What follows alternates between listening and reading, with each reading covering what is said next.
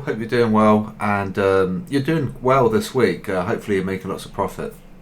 Hopefully that you're on the right side of the risk appetite as well, because we knew that we'd be risk on for the fact that we come to the risk calc and we know that we were green. We've been green a little bit since Tuesday. I think we had the flip Monday, Tuesday. When I say the flip, I mean the bull-bear ratio. So there's more bears than there are bulls, so that would be normal, and so we should be risk on, and those bears are going to get punished. Okay, so you should be making money this week. If not and you're struggling, let me know. I've had a really good week because I've been on the right side, and this is why the sheet is amazing, because it tells you where things are going, where things are heading. Okay, so I want to talk about the robot, and also had a question about the QDB scores. So maybe talk about the robot. And so what I need to do is come here, and then I'm going to drag that across. And so basically, this is what it looks like. It scans the sheet, and it basically trades those symbols. These are the buys, these are the sells. And what's going to happen in later iterations that we're going to have more values and more metrics on this screen. So it will look at the ATR, it will look at the ADX, and it could look at other things as well. We're going to test those. So if you've got the robot and you're like, how do I get to the properties? What you need to do is right click, expert list, and then you're going to go to properties that way. Okay, and so what I'm going to do is I'm just going to hide the URL, because everyone on the internet can see that URL, so I'm going to hide that. So I'm going to bring this across.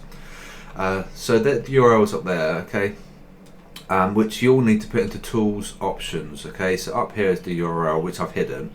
But basically these are the settings. So we've got suffix, prefix, suffix mappings, max trades.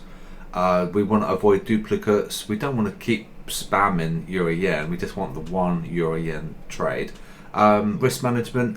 Now the thing is, right, very important, is that if we have 15 trades at one time, you're going to have to be really careful about the risk for each trade. So if you've got 25, 0.25 times 15 is a 3.75% risk to your account. If we have a bad day, that's going to be a 3.75% loss, a hit to your account. You don't really want that.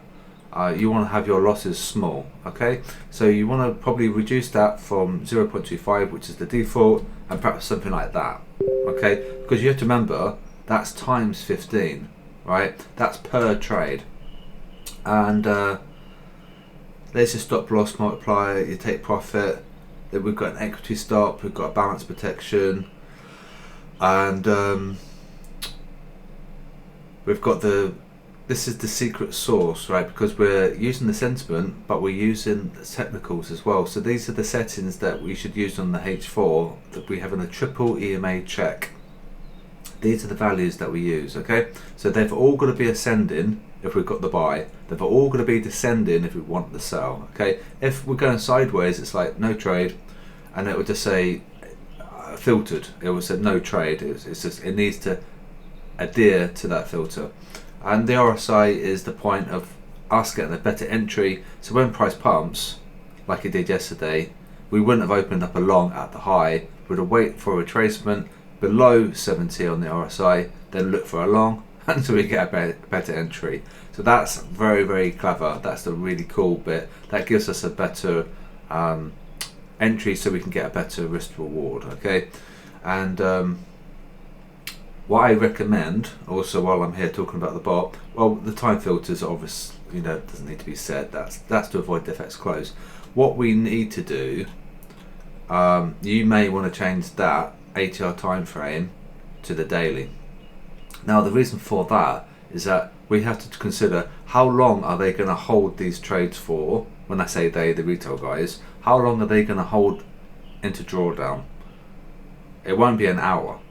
They won't hold for an hour. There's no way. They're going to hold onto that drawdown, hoping that price is going to reverse. So you don't want to do an hour. I recommend you do a day. They're going to hold on to drawdown longer than an hour for sure.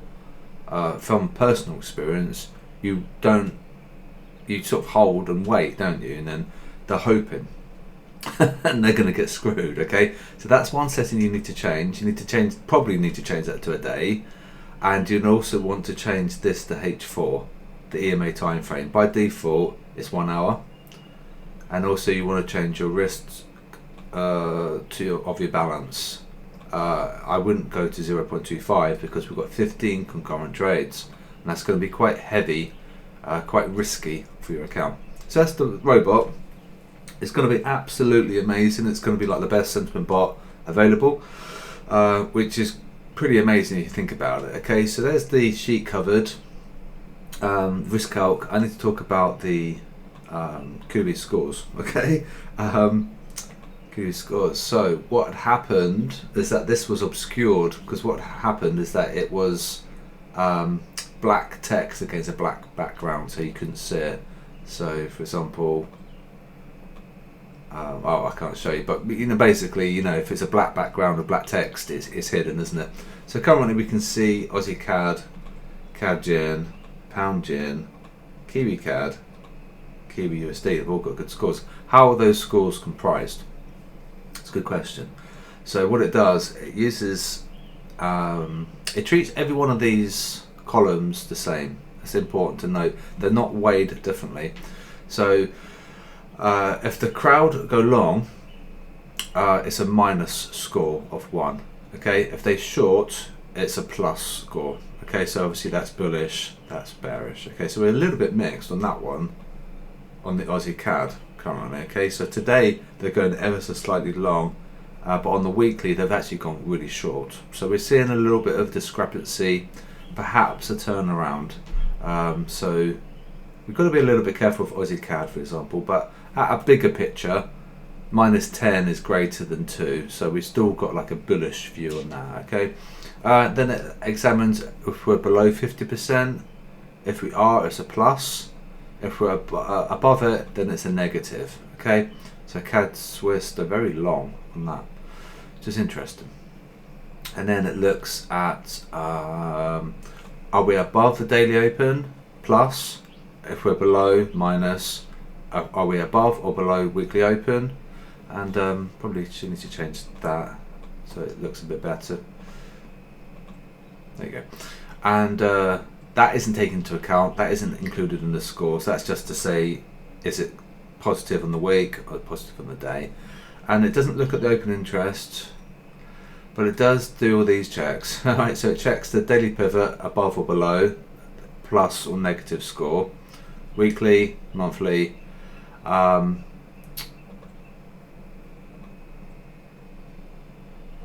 static. Oh yeah. Oh, this is what it is. This is basically just summarise what's on the left. So are they above or below 50%? That's what that means. So that's taken into account what was on over here on the left. Is it a buy on the day? Have they sold? Have they gone long? Same with the weekly. And this is quite a cool metric. This is what's also included in the QDB scores. Are the bulls or bears profiting? So we can show you an example. So let's see something. CAD Swiss. Maybe not do that one. Let's have a look at Swiss yen. Right, it looks like the bulls are making profit on the Swiss yen. Let's have a look at that. And we come to Swiss yen, and yeah, we can see the bulls are up a lot. Okay, they're up 233 pips. However, the bears are down 1,300 pips. Their break even is 187.51. So basically that tells us that they can't be trading with stop losses. You don't trade, you're not in drawdown of over 1,300 pips with a stop loss. So they're not using risk management on this particular symbol. Now, however, because the bulls are profiting, that is slightly unusual. So we have to bear in mind, okay? It can continue, they can continue to profit, but it would be slightly weird, all right? So that's the Swiss yen. To be honest with you, it could be a fundamental play where we could be, continuing higher. They're very short, and but that's a slight a little bit of a warning sign. So we come back to the QDB scores, and that's it, I think. That's the bit that might need explaining. And there's a DOWO check, and that's what it does. And